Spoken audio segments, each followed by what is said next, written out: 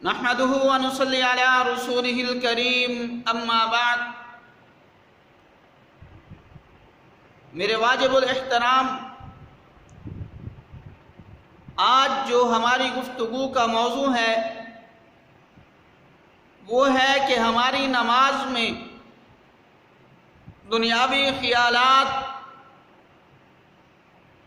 اور دنیا کی طرف ہماری توجہ کیوں چلی جاتی ہے، اور اس بات کا گلہ شکوہ ہمارے بعض دوست احباب ہم سے کرتے بھی ہیں۔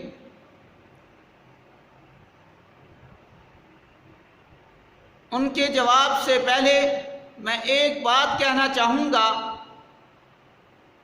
وہ بات یہ ہے کہ جب انسان جب کوئی عمارت کو کھڑا کرتا ہے، عمارت تعمیر کرتا ہے، اس سے پہلے اس کی بنیاد، اس کی جڑوں کو اچھی طرح مضبوطی کے ساتھ بناتا ہے۔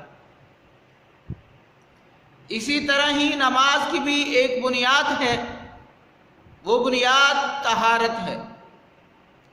اگر ہم نے طہارت کو صحیح طرح حاصل کیا ہوگا تو ہماری نماز بھی صحیح سلامت ہوگی۔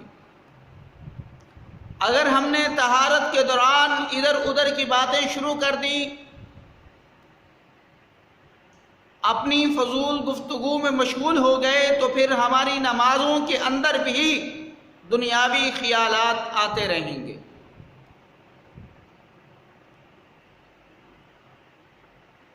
اگر انسان آقا علیہ السلام کے بتلائے ہوئے طریقے کے مطابق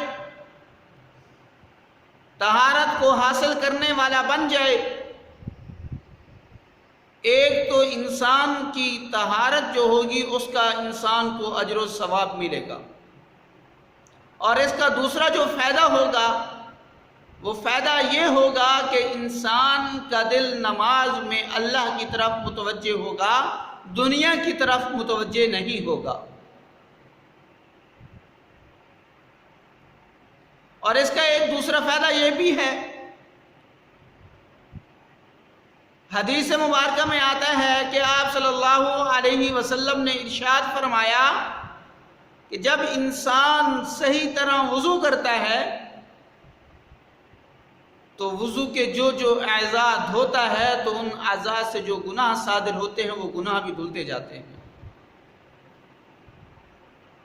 امام ابو حنیفہ، امام اعظم امام ابو حنیفہ رحمۃ اللہ علیہ کے بارے میں آتا ہے کہ وہ لوگوں کے گناہوں کو پہچان لیتے تھے۔ جب لوگ وضو کر رہے ہوتے تو وہ بھی دیکھتے کہ ان کے کون کون سے گناہ دھل رہے ہیں۔ اللہ نے ان کو یہ مقام، یہ مرتبہ عطا فرمایا تھا۔ تو میں کہہ رہا تھا کہ اگر ہم آقا کے بتلائے ہوئے اصول اور طریقوں کے مطابق طہارت حاصل کرنے والے بن جائیں تو ہماری نماز بھی دنیاوی خیالات سے محفوظ ہو جائے گی۔ اب ہم یہ جو وضو کے درمیان جو آپس میں ایک دوسرے کے ساتھ گفتگو میں مشغول ہو جاتے ہیں، اس سے اپنے آپ کو محفوظ رکھیں۔ جو شریعت اور جو آقا علیہ السلام کا بتلایا ہوا طریقہ ہے اسی کے مطابق ہم طہارت حاصل کریں۔ آقا علیہ السلام کا بتلایا ہوا طریقہ کون سا ہے؟ طریقہ یہ ہے کہ انسان جب وضو کرے تو وضو سے پہلے بسم اللہ الرحمن الرحیم پڑھے، اور اس کو جب وضو کے درمیان میں پہنچے تو اس وقت پڑھے اللہم اغفر لی ذنبی ووسع لی فی داری وبارک لی فی رزقی۔ اب اس کے اندر انسان نے اپنے لیے 3 دعائیں مانگی ہیں، 3 دعائیں۔ پہلی دعا اللہم اغفر لی ذنبی، اے اللہ میرے گناہوں کو معاف فرما، ووسع لی فی داری، میرے گھر کو وسیع فرما اور میرے گھر میں وسعت عطا فرما۔ تیسری دعا وبارک لی فی رزقی، اے اللہ میرے رزق میں برکت عطا فرما۔ اگر ہم اس طریقے کے مطابق وضو کرنے والے بنیں گے، ہم جب یہ 3 دعائیں مانگیں گے تو اللہ رب العزت ہمیں ان 3 دعاؤں کا اجر ضرور عطا فرمائیں گے۔ اور جب انسان وضو سے فارغ ہو جائے، آقا علیہ الصلاۃ والسلام کا فرمان ہے کہ جب انسان وضو سے فارغ ہو کر آسمان کی طرف منہ اٹھا کر وہ دعا پڑھتا ہے تو آخرت میں اس کے لیے جنت کے 8 دروازے کھول دیے جائیں گے، اور انسان کی مرضی ہوگی کہ جس دروازے سے مرضی چاہے جنت کے اندر داخل ہو جائے۔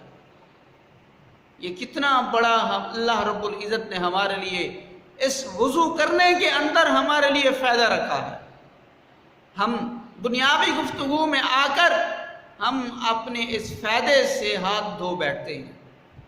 دعا ہے کہ اللہ رب العزت ہم سب کو شریعت کے اصولوں کے مطابق طہارت حاصل کرنے کی توفیق عطا فرمائے، اور جب ہماری طہارت صحیح ہوگی تو ہماری نماز بھی صحیح ہوگی، اور اللہ ہمیں طہارت بھی صحیح طرح حاصل کرنے کی توفیق عطا فرمائے، اور باقی جو دین کے احکامات ہیں اللہ ہم سب کو ان احکامات پر بھی عمل کرنے کی توفیق عطا فرمائے۔ وما علینا الا البلاغ المبین۔